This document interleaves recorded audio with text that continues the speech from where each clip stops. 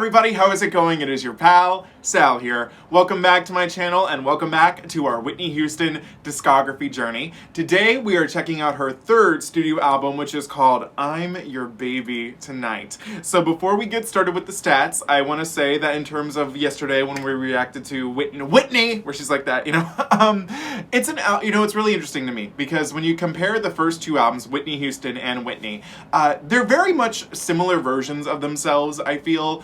I could definitely see how one person could prefer one over the other. I think I'm leaning more into the debut album preference personally, but I have to say, I do like it. My favorite tracks are still probably just the Lonely Talking again and Contact. Love is a contact sport. So there's that. So we're putting that aside today though, and again talking about her third studio album, I'm Your Baby Tonight, which was released on November 6th of 1990, and it hit number 3, that's what was that, 5? Number 3 on the Billboard 200.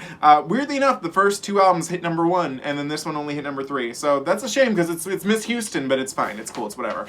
There were a total of 6 singles for this album. The first 2, I'm Your Baby Tonight and All the Man That I Need, hit number 1. Duh. And the third single was Miracle, which hit number 9. The fourth single was My Name Is Not Susan, which hit number 20.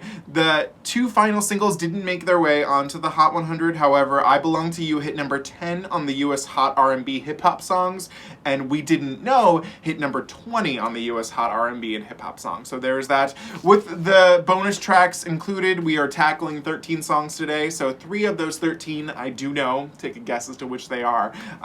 One thing I'm very excited for listening to this album, Whitney seemed to have a little more creative control with this piece, and there's a lot of different writers and producers that we have on here. So first of all, we have Babyface. We know that that's going to be amazing, fantastic. And there's also Stevie Wonder who's on here. I thought I saw somebody else and I was like, ooh, that's exciting. Dean Pitchford wrote All the Man That's crazy. Hang on. Okay, that's besides the point right here. Hang on. But I'm very excited. Where was the other thing? I thought I saw it in background. She worked with Reid, Babyface, Luther Vandross, Stevie Wonder, all those good people. So you know what? Everything is going to be great here. I can feel it in my bones. Without further ado, I think we should get started with I'm Your Baby Tonight, which, as I'm guessing you knew, is the first track, and also one of the songs that I do know. So here we go.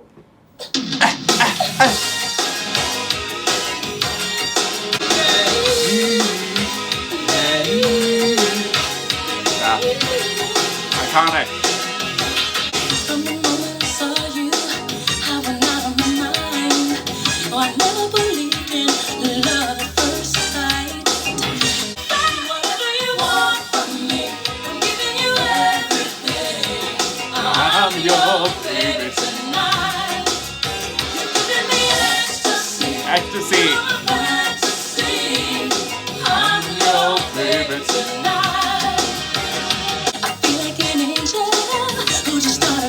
That was lovely. I'll be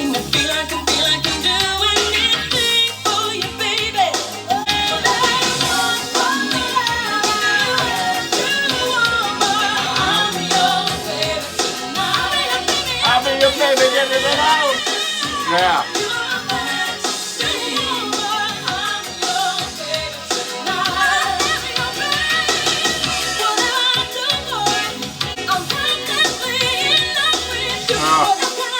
Wow. Just listen to her.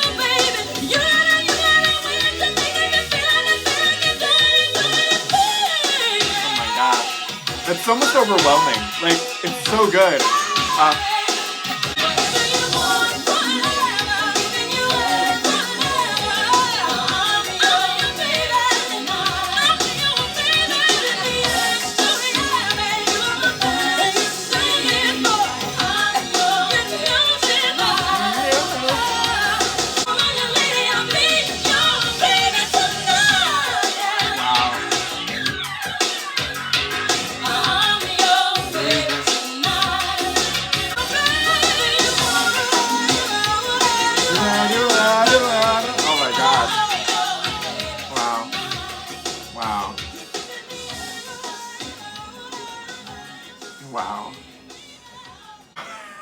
Oh my God. I mean, I'm Your Baby Tonight is just fantastic. I don't remember the first time I was introduced to this one. I don't think it's in the Bodyguard musical, if my memory serves me right.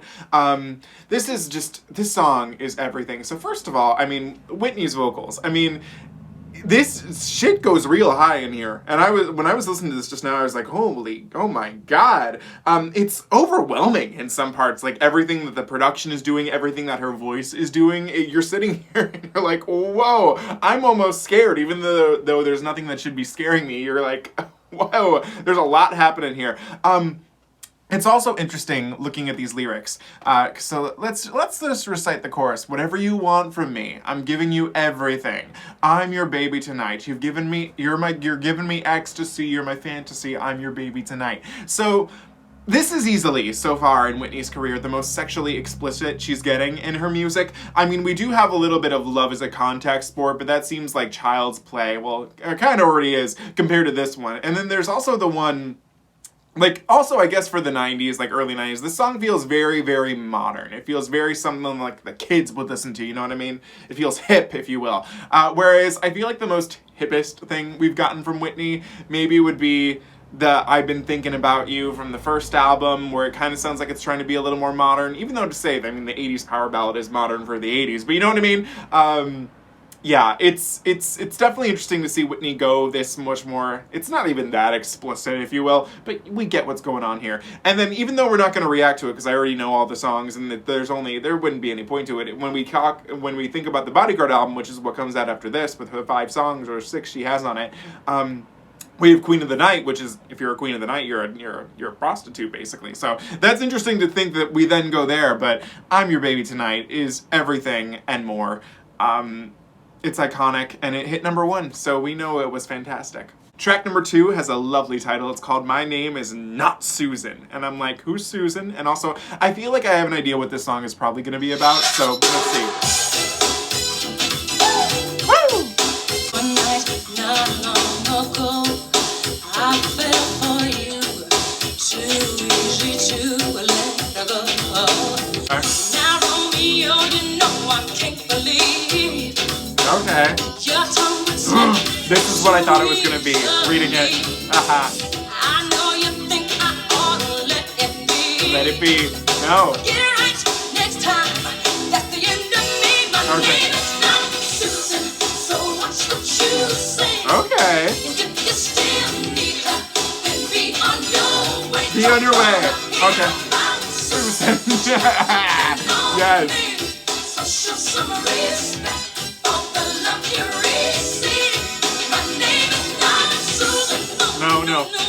No. Get it right. That's right. This is what I thought it was going to be about. Him calling her out, like her name during sex, like Susan, not her, not Whitney. I know you think I ought to let it go. Get it right next time. Say goodbye to me. My name is not Susan. What should you say?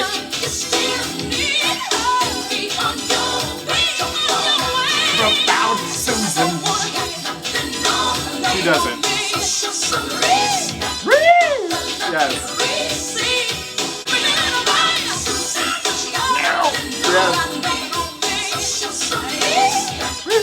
That was lovely. Whitney.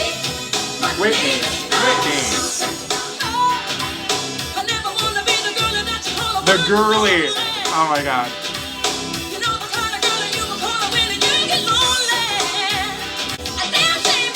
A damn shame. Whitney cursing on her record? Oh my God. Yes. Her name ain't Susan.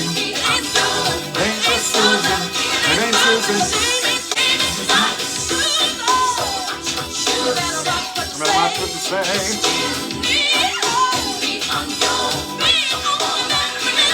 Okay, shocker. I absolutely loved this. This was fantastic. I mean, the premise is simple. Whitney is with a man, and he runs into his old fling, and then he accidentally calls Whitney Susan, and Whitney ain't having None of that, as she shouldn't have none of that.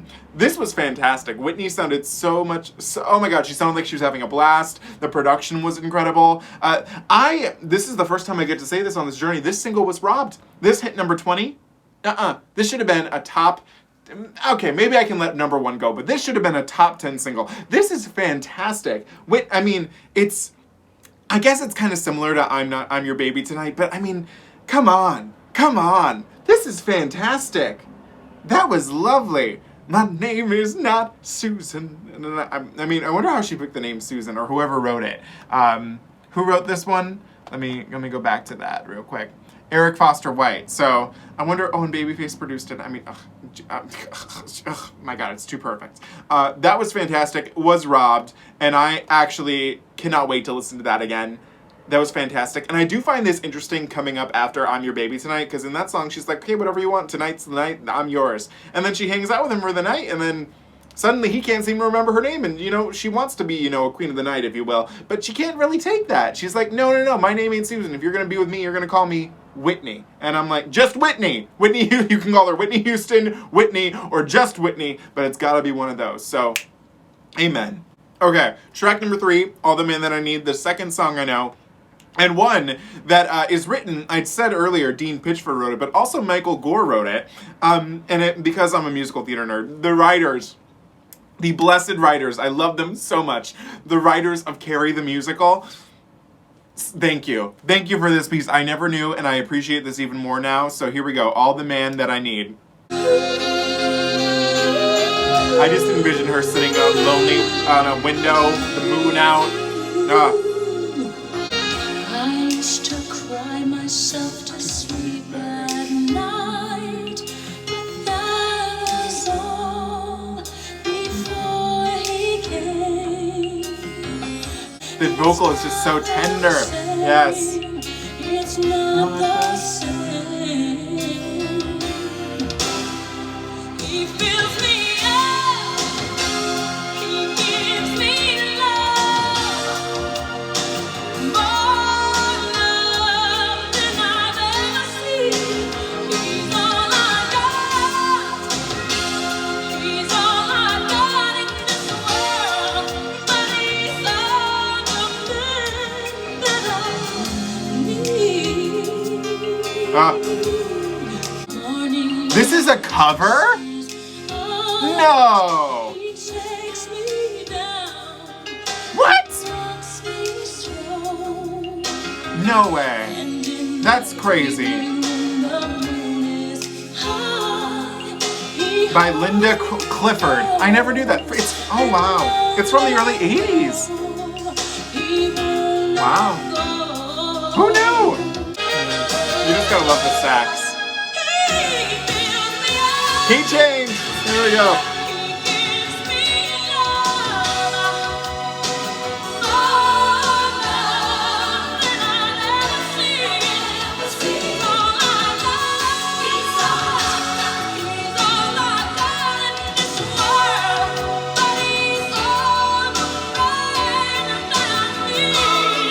So, first of all, again, knowing that Michael Gore and Dean Pitchford wrote this, I mean, that makes me love this song even more. I can't believe that it's a cover. I never knew that. Whitney's team just has the incredible knack for picking the perfect covers. I mean, whether it be The Greatest Love of All, the other, what isn't Saving All My Love for You is a cover too as well, I believe, or is it, or maybe it's one of the others from the first. And what's crazy to me is that my favorite song that I learned from the first album, Hold Me, is a cover of a Diana Ross song from the Silk Electric album. So it's just like, they know what they're doing. They know. I can't believe it's a cover. That's insane to me. Whitney slays the scene. My introduction to this song, it's in the Bodyguard musical. It's the opener for Act 2. I got to watch my personal self to see Deborah Cox open Act 2, was sitting on a bed singing this as the bodyguard was sleeping in the bed. Also, I should mention, because somebody did call me out on this. They were like, how dare you not have a Whitney album on your wall? Whitney's on here. You just can't see her because she's behind me. That's not, it's just how it happened. It's not like I'm like, I don't want her to be seen. Whitney's here. I know this album. Don't you worry. And also, Miss Deborah Cox is here too behind me, right down there.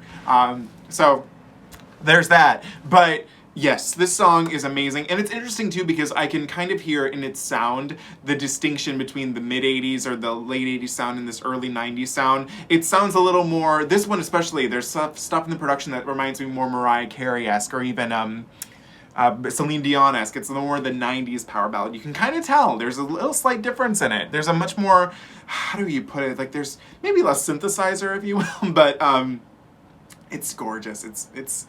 It's everything. This is one of Whitney's best. She slays the scene, as always. Track number 4 is called Lover for Life. And this is, for like, until track 13, these are all songs I don't know, so. Something smooth. Hey, baby.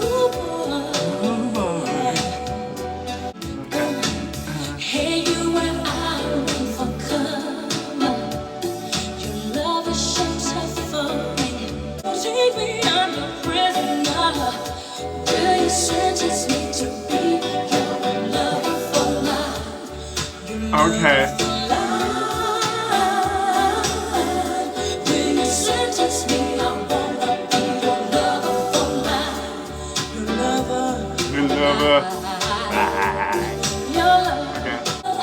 I like the way that floated.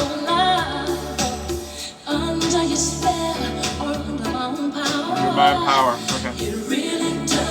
Oh. Interesting. You heard my testimony. You see my evidence. Hey, it's a crime of passion. And ever since, and just as what we serve. Love for life. Your lover for life. Your yeah.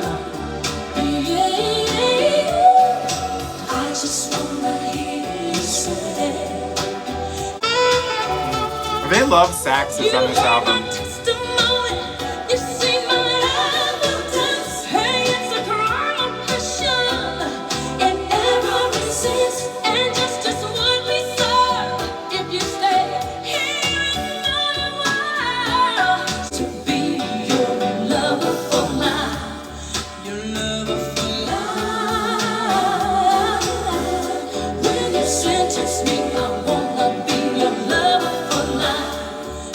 Okay, Lover for Life is an interesting piece to me. So, I should maybe get out the one thing I dislike about the song, but it's also the part I really like about it too. It's hard to describe. I hate referring to love in these type of terms, like sentence me to be your lover. Like, love shouldn't be a sentence. You shouldn't be a prisoner to love. I guess that's more of the Scorpio and the Samantha Jones and me talking, but I don't love that.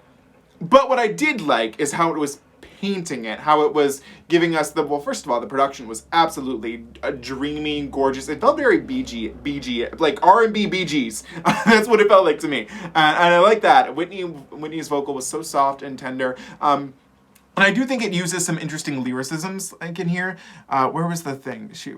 Again, my computer is always, so what is it? Under your spell, under my own power, doesn't matter to me. You've heard my testimony, you've seen my evidence. Hey, it's a crime of passion in every sense, and justice won't be served till you stay here in my world. Take me, I'm your prisoner. So I like the metaphors it's using. I think that the way it's talking about it is really cool. I wish it had something more to say about it. Like, hey, maybe, like, I get what you're going for here, but, like, maybe, like, it's taking itself seriously, which I couldn't do that for this one, but because you know what I mean, like, I'm like, I think, how do I put this?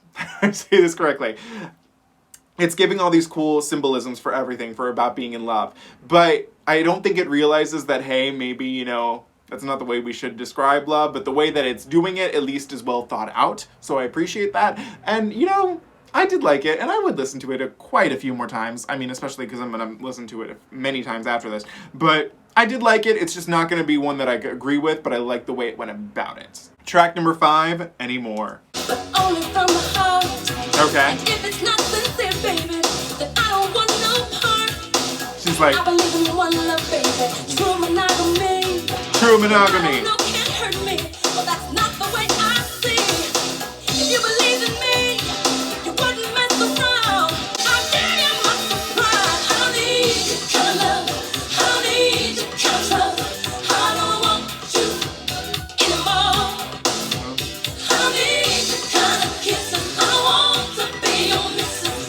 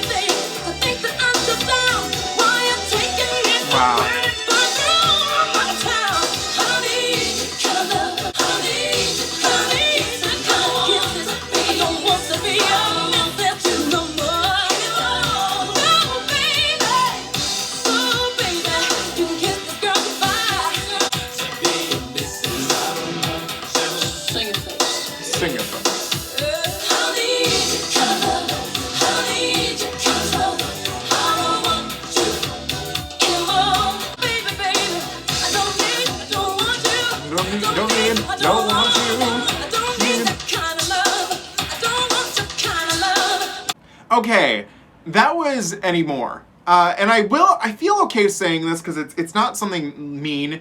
This is technically my least favorite song I've listened to so far off of this album. I think because its sound to me is very similar to I'm Your Baby Tonight and My Name Is Not Susan, but I don't know. It doesn't say as much to me as those two would say. I mean, it's nice to see that Whitney's like, listen, you're not the type of dude that I'm looking for. I'm looking for a guy that wants to be in a relationship, wants monogamy, and I can't have that. And I'm like, okay, good for you, Whitney, but I'm also like, this dude, I don't know. For me, I'm like, I mean, if that's what he wants to do, I don't see why. Well, it depends. Did he cheat on her? I think that's the thing. Like, did he go behind his back? Wait. I believe in roses, but only from the heart, and it's not sincere, baby, I want no part. I believe in one love, one baby, true monogamy. What I don't know can't hurt me. Well, that's not the way I see. So yeah, I guess he did cheat on her. So I guess, you know, that does make it bad. But I like it when she's like, Lord have mercy on you, chivalry is dead.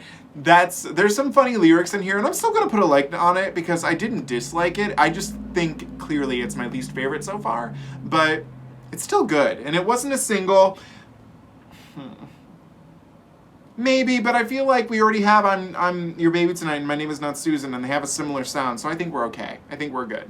Track number 6, Miracle, which was the third single that hit number 9. So this was a top 10 hit.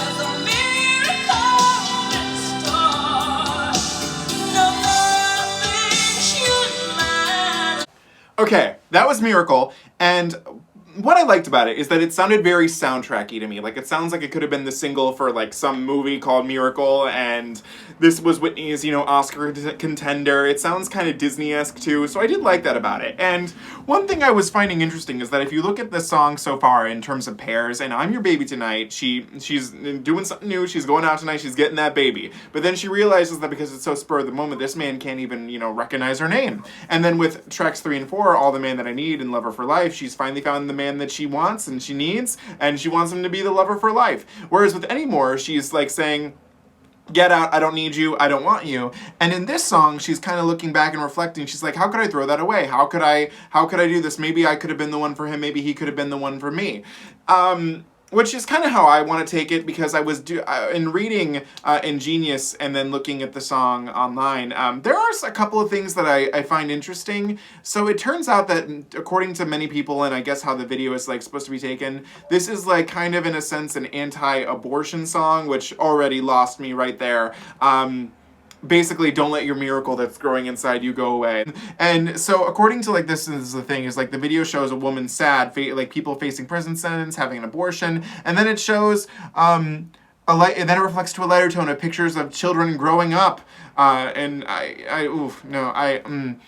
Yeah, but according to this, due to the manner of the music video, it is widely believed that the song was about a girl who had an abortion, but later feels she made a mistake. However, Houston denied it in an interview with Jet Magazine. So I don't know exactly what completely Whitney said about the thing, but if we take the anti-abortion angle, I hate it. I don't want to ever hear that again. But if we take it the way I was thinking about it, and I mean, right here where it says, like, when an interview, this is the interview with Jet Magazine. Houston says she did not intend the song or video to be about abortion. I think it's about the air we breathe, the earth we live on. I think about our children. I don't.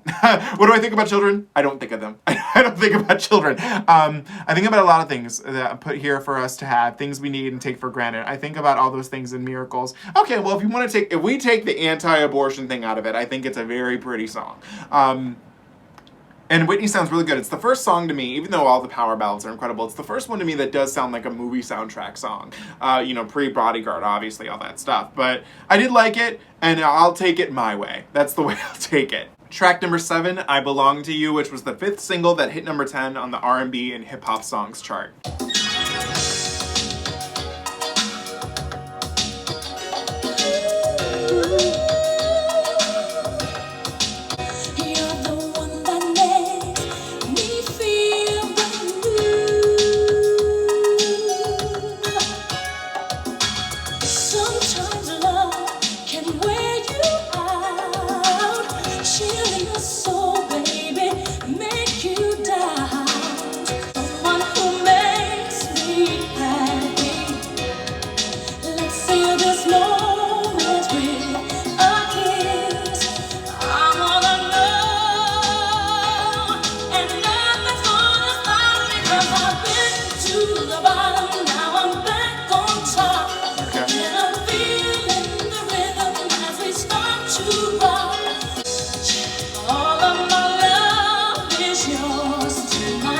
My love is your love.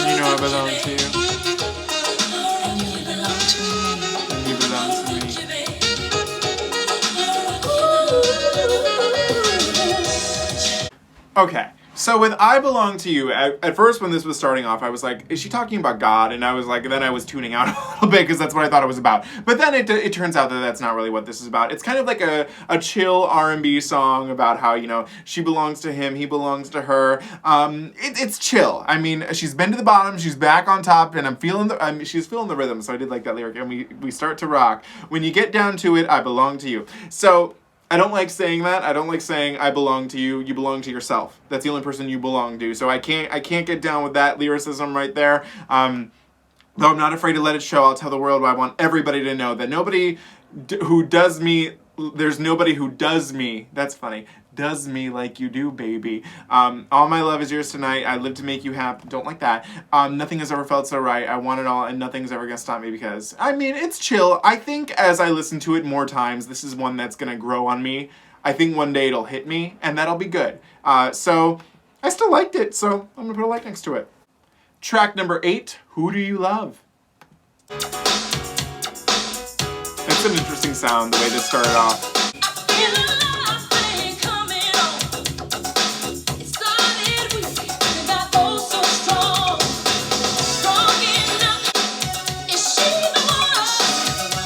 Let me see the one.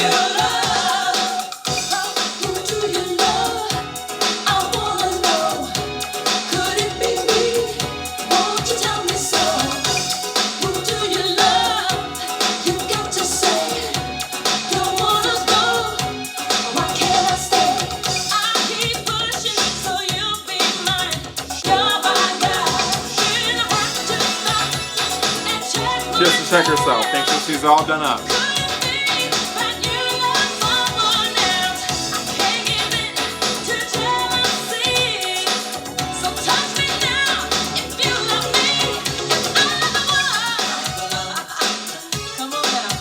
Come on now.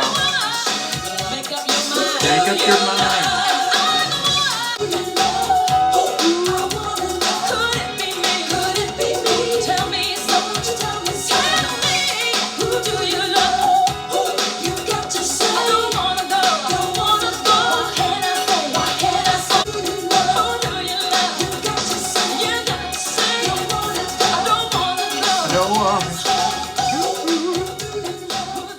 So when this started playing, I was like, don't know if I'm feeling this one either. But then as it went on, it kept grabbing me more and more. What's interesting too is that it's also the shortest song on the album at 3 minutes and 56 seconds. And it feels like a little break from all of this other material. I don't know, there's something a little more campy about this one, if you will. I mean, am I the one? Is she the one? I don't want to know. Could it be me? What do you tell me? Who do you love? You gotta say it. Don't want us to go? What can I say? I keep pushing your mind.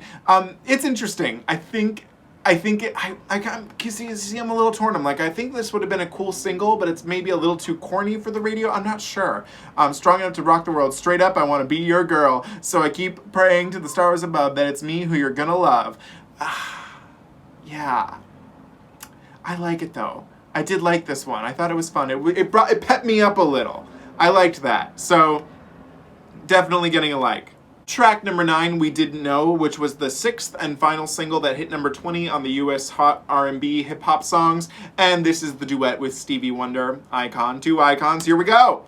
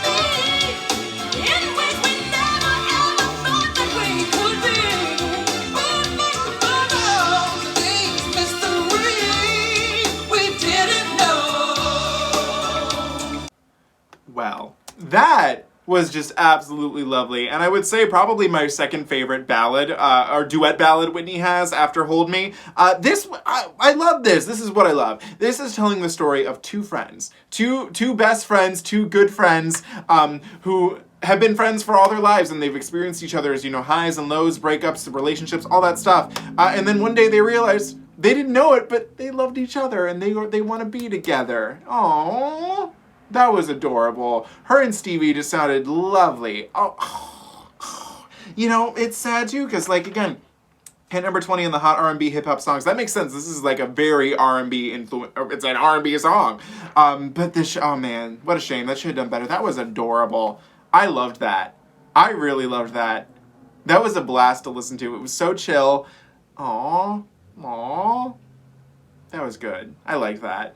Track number 10, After We Make Love. Such a long time for a love that's real to come my way. Gonna take some after we make love. I'll be lost in the afterglow. Okay.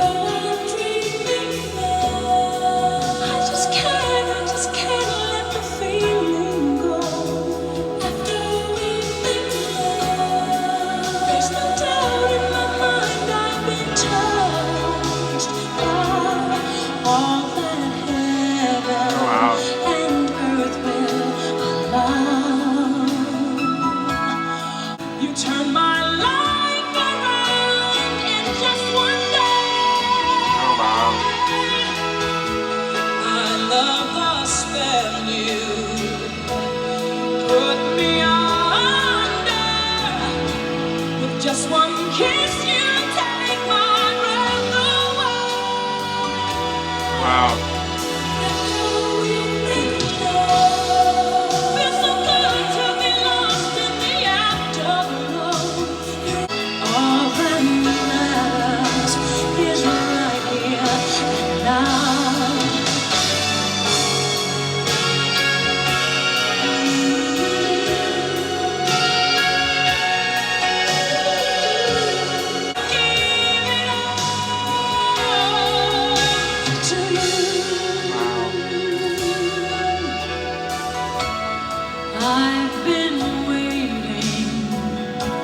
Such a long time for a love that's real to come my way. In the afterglow, after we make love, I just can't let the feeling go.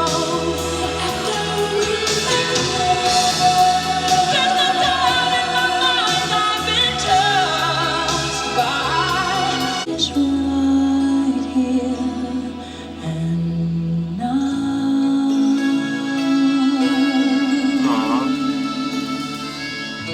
Yes.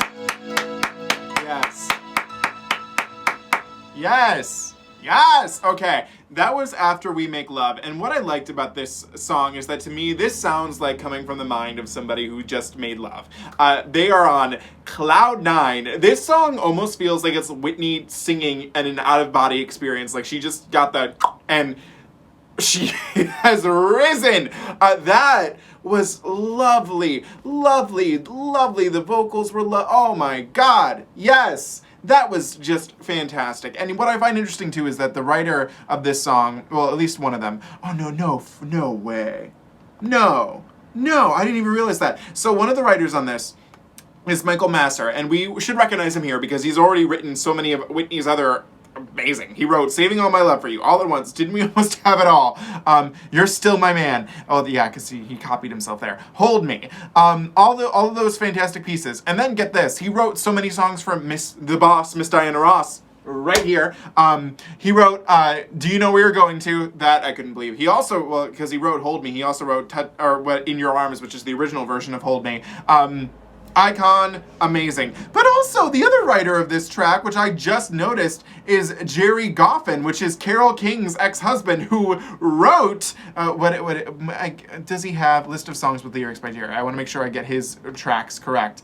What are the ones? Because he wrote The Locomotion. He has a hand in writing that. One Fine Day. He wrote, You Make Me Feel Like a Natural Woman with her, right? I'm not crazy. He wrote that with Carole King. Yep, he wrote that with... Are you kidding me? No, you can't put these two talented people writing a song together and have Whitney. This felt like everything was on... This felt spiritual. That's what this felt like to me. That was gorgeous. Magical. This magic. Magic. And I'm a little sad because even though we still have 3 more songs to cover, the next one is technically the closer of the standard edition. I feel like this should have been the closer, man. Okay. Here, we'll keep going. Track number 11, I'm Knockin. Listen up. Who's to say it's easy? Sometimes life's not fair. Come open up the door. Come open up the door. My heart's been right here waiting for someone to know. Say if it's true, I'm knocking. Come open up the door. My heart's been right here waiting. Someone to adore. Me and for you, when love comes and knocks, it's the right thing to do.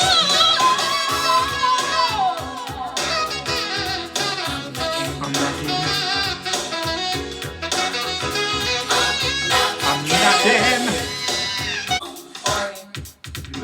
What is that? Knock on the door.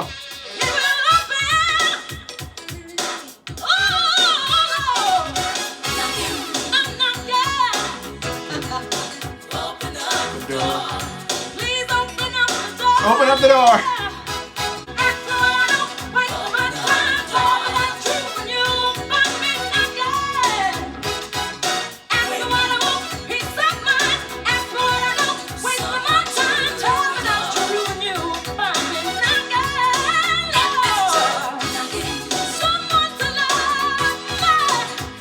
Okay, that was I'm Knockin'. And again, I actually enjoyed this one. I thought it was a lot of fun, and I do think it actually works as a closer for the album. I would, in my perfect world, perfect world, I would, in a sense, love for After We Make Love to be the closer, but I feel like this one kind of sums up the thoughts of the album in a sense. It's like, so if we talk here, who's to say it's easy? Sometimes life's not fair. I heard that some just say knock and the door will open, and when it comes, you'll find love standing there. Well, as if that's true, she's knocking. And she keeps knocking at all these doors, and I feel like what I'm getting at with this song is that maybe it could be kind of like the little thesis of the album, is that love will open the door, but every love is a different kind of love, and that could sum up the different loves that we've talked about in this album.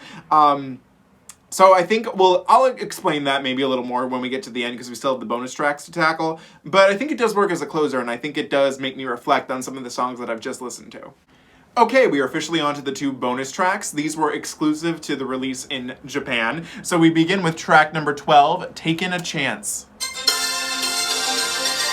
Wow. I'm taking a chance.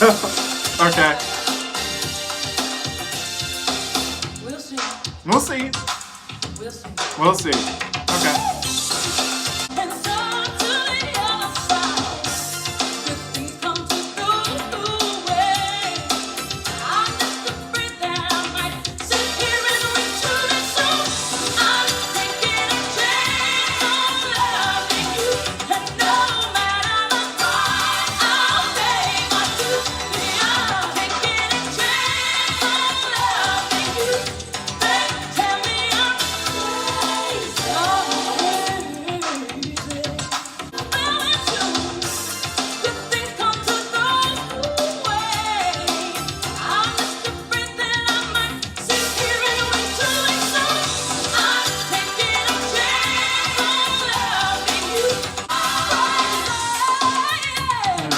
crazy.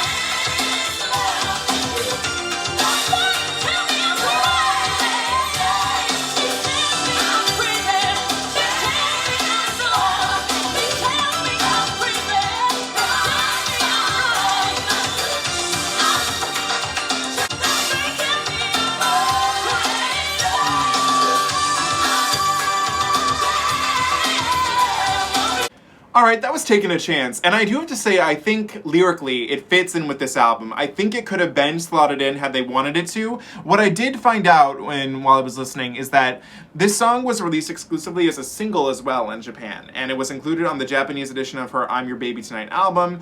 She's also done this one in concert, but from what I was looking at, it was released on October 21st of 1989 in Japan. So realistically, sound-wise and connection-wise, this seems to have more to do with the Whitney album versus this album. It fits, but I do hear the sound is a little more poppy in its execution than I think it would need to completely fit. I think it works as a bonus track, and for a while I was thinking, I was like, I feel like this could have been a bit of a closer too for the album, but I think it's not generic. I don't think, it's a little too in the past sonically for what this album is trying to do, so that's a shame, but I think it's still good, so I mean, it's still gonna get a like from me. Okay, track number 13 is one that needs no introduction. It's Whitney's cover of Higher Love. Now, this version was again included as a bonus track in this original issue of I'm Your Baby Tonight. However, in what was the exact year? I want to make sure I get this right because it's the one we all know about. In 2019, American remixer Kygo said, "Oh my gosh, you know, this might be a cool opportunity to bring this song into give this song new life and in a new world with a new sound and reintroduce people to Miss Houston." And that's what we did. In the Higher Love Kygo remix was actually a big hit in many other countries. Not really America, because America sucks and suffers from ageism. So let me see here. It hit number 63 on the Hot 100. This was in, 2019? A summer when we were all... well, I wasn't, but when America seemed to be obsessed with the song about going... Well, it's not a song, it's a meme about going on your horse and the old town road. We have no class here in America, so that's fine. But in Belgium, it hit number 4. In Croatia, it hit number 2. In the Czech Republic, it hit number 2. Euro Digital Song Sales hit number 2. Hungary hit number 6. This is the remix, obviously. In Ireland, it hit number 4. Israel, it hit number 3. Netherlands, Dutch Top 40 hit number 7. Norway, number 2. Oh, here we go. In Scotland, it was a number 1 hit single. So every other country was doing a lot better than America was. Well, it hit number 1 on the US Dance Club, so that's something. But yeah, the remix was not as appreciated as it should have been. But right now we're going to listen to the original recorded version that's on this album. So here we go. The 90 version of Higher Love. Okay. This almost reminds me of If My Sister's in Trouble from the Sister Act movie. Everybody at home, bring the love. Come on. Bring her the higher love. Yeah. Oh yeah. Bring it now. Come on. Okay, that was the original version, well, not the original, Whitney's original version of A Higher Love. And I have to say, I do think it's a shame, but also a great thing that this was only included as a Japanese bonus track. Mainly because it's such a good song, and I feel that it could fit on the regular album. I think it might get a little too because this album doesn't really get very gospel-y.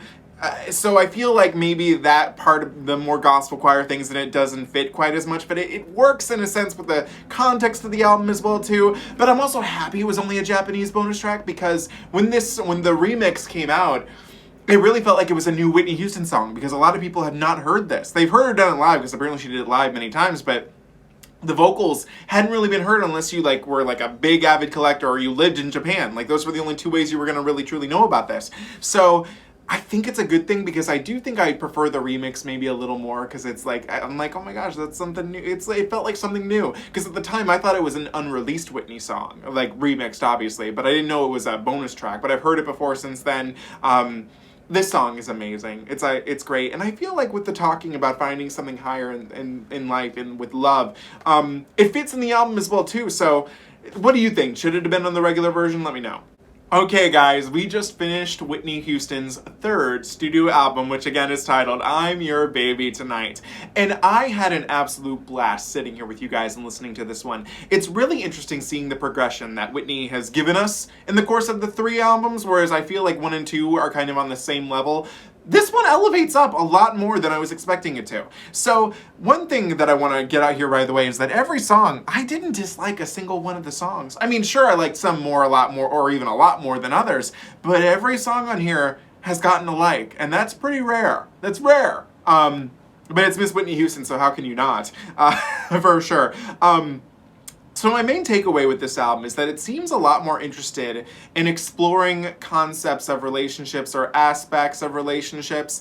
I think, especially if we go by the pairs of 2 that I was talking about before, with I'm Your Baby Tonight, we see Whitney taking on a more sexual image, something a little less monogamous, as she was talking about later in the album. But by the time we get to My Name's Not Susan, she doesn't seem to be comfortable with that. She's like, hey, I'm not okay with you not knowing my name. I'm not really okay with that kind of thing. Like, you need to know who I am. And then in tracks 3 and 4, she discovers the man. She finally got all the man that she needed, and she was, she wanted to be his lover for life. And then from 4 to 5 to 6, she doesn't want this man anymore. She's like, get out, I don't need you, goodbye. And then in 6, she's like, how could I let that miracle go? I mean, granted, miracle is the one that's like could be anti-abortion, but we'll let that slide. It was a different time than we are living in now. Well, then again, those problems are still, now, but that's besides the point. The way I took it, she to let the miracle go away. And then I mean, it's just interesting. And I Belong Together and Who Do You Love? Let me hear Who Do You Love again. Is that the... Wait. Okay, that's where she's like talking about, this one is kind of reflected at the beginning too. She's like, I belong to you, you belong to me. And then we go into Who Do You Love? And she's like, who do you love? She's a little paranoid. She's like, do you love me? Do you love her? What's going on? And then through all of that, she discovers, she loves her friend. And we didn't know now. We didn't know. And then they make love. And then she's, there's a lot of aspects you could explore in here. I think it grows rather nicely. I think the bonus tracks, depending on how you feel, could be slotted in either way. Higher Love does fit. It's just the gospel thing maybe makes it a little different. Taking a Chance fits too, but it's a little too 80s. It's a little in the past, and this is moving a little forward, but it still works because it's good. It's good, you know what I mean? I think my favorite songs, not counting the singles, I mean, I'm Your Baby Tonight, obviously, and All the Man That I Need, and Higher Love were the 3 going in here that I knew. Iconic. Amazing. In terms of what I didn't know, My Name Is Not Susan, I think, is probably one of my favorites. I did like Miracle for it being very soundtracky. Again, we still have the issues with Miracle, but I did like it. And then I think, I mean, come on, After We Make Love was like just a Whitney Houston song on crack. I loved every second of it. So, yeah. I think that there's a lot more I need to digest, going through forward and listening to it a few more times, but I was pleasantly surprised by this. I thought it was fantastic. It was nice to see Whitney do a little something more. I don't think that the album fully tries to capture the idea of all these different relationships, but it's clearly a step forward from the first 2 albums just being songs. I feel like there's more context here. I feel like there's more glue holding everything together, so I appreciate that. So what do you guys think of I'm Your Baby Tonight? And I have to say, with the title, because I get that, that's the big song from it, but I do wonder how this, I don't know, if it had been titled something differently. Like if the album had been titled I'm Knockin. I don't think that's a really good album name, but I feel like I'm Knockin really gives a good feeling for the album. I don't know, what do you think? Anyways, let me know all your thoughts and feelings in the comments below. Don't forget to comment, like, share, and subscribe. You can follow me on Instagram at Salvador J. Rocha, Twitter at SalSaysStuff, and TikTok at SalRoach1, and I'll see you guys next week when we tackle My Love Is Your Love. Have a great day. Hopefully I was your little baby for the duration of this video, and my name is Sal, not Susan. I'll see you guys later. Have a great day. Bye.